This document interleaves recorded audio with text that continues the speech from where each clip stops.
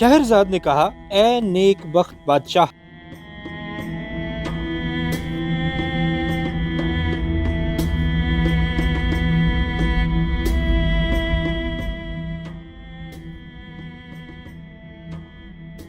कहते हैं कि एक सौदागर था। इसका कारोबार बहुत से मुल्कों में फैला हुआ था। एक रोज वो सवार होकर किसी मुल्क की तरफ रवाना हुआ। जब गर्मी तेज पड़ने लगी तो वो एक दरख्त के नीचे बैठ गया और इसने अपने थैले में हाथ डाला और एक टुकड़ा रोटी का और एक छुहारा निकाला और इस रोटी के टुकड़े और छुहारे को खाने लगा। जब खाने से फारग हुआ तो इसने गुठली फेंक दी। अब क्या देखता है कि एक देव सामने आ खड़ा हुआ, लंबा तड़ंगा, हाथ में नंगी तलवार लिए हुए। वो सौदागर के पास आया और कहने लगा कि उठ, जिस तरह तूने मेरे बेटे को कत्ल किया है मैं भी तुझे कत्ल करूंगा। सौदागर ने कहा कि मैंने तेरे बेटे को क्यों कर कत्ल किया है? उसने जवाब दिया कि जब तूने छुहारा खाया और उसकी गुठली फेंकी तो वो मेरे बेटे के सीने पर जाकर लगी और वो फौरन मर गया। सौदागर ने कहा कि इन्ना लिल्लाहि व इन्ना इलैहि राजिऊन, ला हौला वला कुव्वता इल्ला बिल्लाहिल अलिय्यिल अज़ीम। अगर मैंने इसे कत्ल किया है तो अनजाने में कत्ल किया है, मुझे माफ कर दो। देव ने कहा कि तूने मेरे बेटे को कत्ल किया है और मैं भी तुझे कत्ल करके रहूंगा। ये कहकर उसने सौदागर को पकड़कर खींचा और इसे जमीन पर पटक दिया और तलवार खींच ली ताकि इस पर वार करे। सौदागर रोने लगा और इसने कहा कि मैं अपना मामला खुदा के सुपुर्द करता हूँ और ये अशार पढ़ने लगा। दुनिया में दो ही दिन हैं, एक आराम का और एक तकलीफ का। जिंदगी के दो हिस्से हैं, एक साफ और एक गंदा। जब सौदागर ये अशार पढ़ चुका तो देव ने कहा कि बस अब ज्यादा बातें ना बना, खुदा की कसम मैं तुझे मार कर छोड़ूंगा। सौदागर ने कहा कि ऐ देव, तुझे मालूम होना चाहिए कि मेरे ऊपर कर्जा भी है और मेरे पास बहुत सा माल भी है। मेरी बीवी बच्चे हैं और मेरे पास लोगों की अमानतें भी हैं। मुझे घर जाने दे ताकि मैं सारा हिसाब बेबाक कर सकूं और ठीक 1 साल के बाद मैं तेरे पास वापस आ जाऊंगा। मैं खुदा को हाजिर नाजिर जानकर कहता हूं कि मैं जरूर आऊंगा, फिर तेरा जो जी चाहे मेरे साथ करना। इसकी गवाही में मैं खुदा को पेश करता हूं। देव ने उस पर यकीन किया और उसे जाने दिया। सौदागर अपने शहर वापस आया और तमाम ताल्लुकात मुनक़ता किए, हक वालों को इनके हकूक दिए और बीवी बच्चों को सारे वाक़यात सुनाए और साल के आखिर तक इनके साथ रहा। फिर वो जाने के लिए आमादा हो गया, वजू किया और कफन अपने बगल में दबाया और अपने अहलो अयाल, पड़ोसियों और अजीजो अकारिब को खुदा हाफिज किया और हिम्मत करके निकल खड़ा हुआ। लोग बहुत रोए पीटे, लेकिन वो चलता हुआ इसी बाग में पहुँच गया।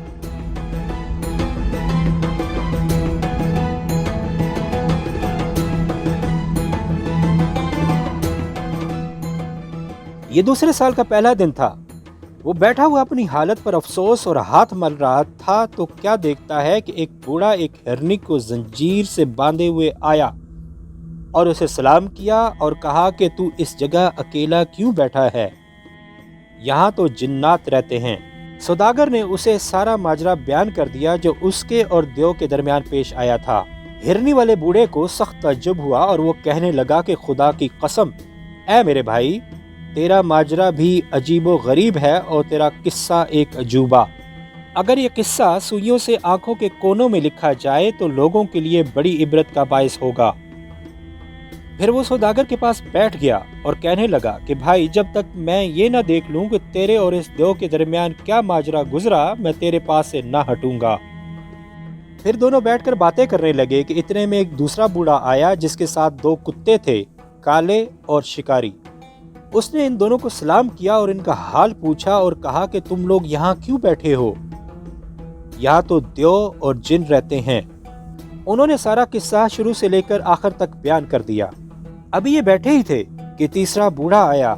उसके साथ सब्ज रंग का एक खच्चर था। उसने उन्हें सलाम किया और पूछा कि तुम लोग यहाँ क्यों बैठे हो? उन्होंने सारा किस्सा शुरू से आखिर तक बयान कर दिया और वो भी इनके साथ बैठ गया कि इतने में गुबार उठा और सख्त आंधी चलने लगी। गुबार फटा और इसमें से वही देव निकला। उसके हाथ में नंगी तलवार थी और इसकी आंखों से अंगारे निकल रहे थे। वो इनकी तरफ लपका और इनके दरमियान में से इस सौदागर का हाथ पकड़कर घसीट लिया और उससे कहने लगा कि इधर आ ताकि मैं तुझे कत्ल करूं, जिस तरह तूने मेरे लख्ते जिगर मेरे बेटे को कत्ल किया था। सौदागर रोने पीटने लगा और वो तीनों बूढ़े भी रोते और वावेला करते हुए उठ खड़े हुए। पहला बूढ़ा जिसके पास हिरनी थी आगे बढ़ा और देव के हाथों को بوسہ دے کر کہنے لگا کہ اے دیو اور دیووں کے سرتاج، میں تجھ سے اپنا اور اس ہرنی کا قصہ بیان کرتا ہوں۔ اگر وہ تجھے عجیب و غریب معلوم ہو تو اس سوداگر کا 1/3 خون بخش دینا۔ اس نے کہا کہ بہت خوب اے بوڑھے، تو قصہ بیان کر۔ اگر وہ مجھے عجیب و غریب معلوم ہوگا تو میں اس سوداگر کا 1/3 خون بخش دوں گا۔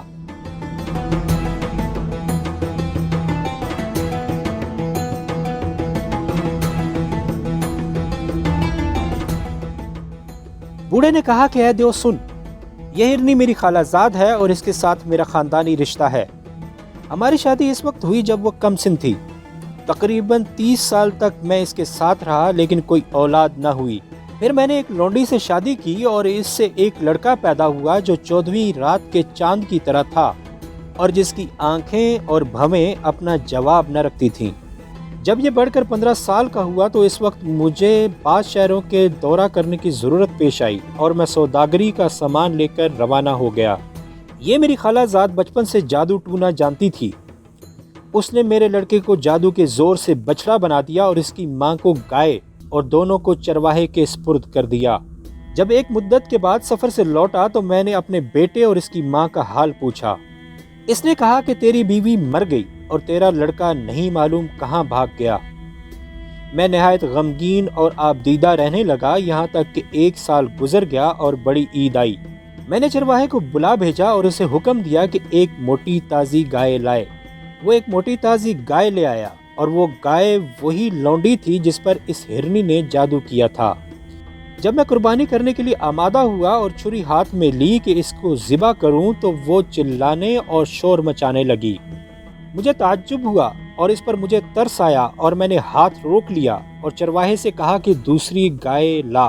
اس پر میری بیوی چلا اٹھی کہ نہیں، اسی کو ذبح کر، اس سے اچھی اور موٹی تازی ہمارے پاس کوئی اور گائے نہیں ہے۔ میں دوبارہ اسے ذبح کرنے کے لیے اٹھا لیکن وہ پھر چلانے لگی۔ میں نے چرواہے سے کہا کہ لے تو اس کو ذبح کر اور اس کی کھال کھینچ۔ اس نے ذبح کیا اور اس کی کھال کھینچی لیکن سوائے کھال اور ہڈیوں کے نہ تو اس میں گوشت نکلا اور نہ چربی۔ اسے ذبح کر کے میں نہایت پچھتایا، لیکن اب پچھتانے سے کیا ہوتا تھا۔ میں نے وہ گائے اسی چرواہے کے حوالے کر دی اور اس سے کہا کہ اچھا ایک موٹا تازہ بچڑا لا۔ وہ میرے لڑکے کو لے آیا جو اس وقت بچڑے کی حالت میں جادو کے زور سے تھا۔ جب بچڑے نے مجھے دیکھا تو وہ رسی توڑ کر میرے پاس آ گیا اور میرے سامنے زمین پر لوٹنے اور چلانے اور رونے لگا۔ مجھے ترس آ گیا اور میں نے چرواہے سے کہا کہ کوئی اور گائے لا اور اس کو چھوڑ دے۔ یہ سنتے ہی میری بیوی میرے اوپر چلا کر دوڑی اور کہنے لگی کہ تجھے اس بچڑے کو ذبح کرنا ہوگا۔ آج کا دن مبارک دن ہے جس میں صرف عمدہ جانور ذبح کیا جاتا ہے اور ہمارے بچڑوں میں سے نہ تو کوئی اس سے زیادہ موٹا تازہ ہے اور نہ خوبصورت۔ میں نے کہا کہ دیکھ اس گائے سے کیا نکلا جس کو میں نے تیرے کہنے پر ذبح کیا تھا۔ ہمیں کچھ بھی ہاتھ نہ لگا اور ذبح کر کے الٹا پچھتانا پڑا۔ اب میں تیری بات ہرگز نہ مانوں گا اور بچڑے کو ذبح نہ کروں گا۔ اس نے کہا کہ خدا کی قسم آج اس مبارک دن میں تجھے اسی کو ذبح کرنا پڑے گا، اور اگر تو نے ذبح نہ کیا تو آج سے نہ تو میرا شوہر ہے اور نہ میں تیری بیوی۔ جب میں نے اس سے اس طرح کی سخت بات سنی اور اس کے دل کی مجھے خبر نہ تھی تو میں ہاتھ میں چھری لے کر بچڑے کی طرف بڑھا۔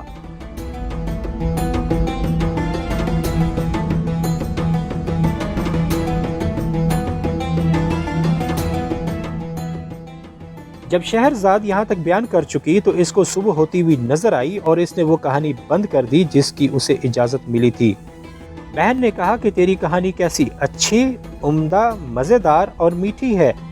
اسے جواب دیا کہ اگر بادشاہ سلامت نے مجھے زندہ چھوڑا تو کل کی کہانی اس سے بڑھ چڑھ کر ہوگی۔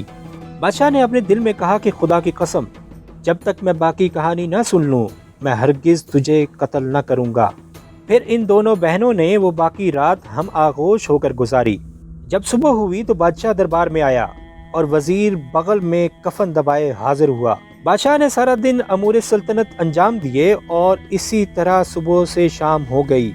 وزیر کو سخت تعجب ہوا کہ آج خلاف روایت شہرزاد کے قتل کا واقعہ پیش نہ آیا، اور وہ دل ہی دل میں خوش ہوا اور اپنے گھر واپس لوٹ گیا۔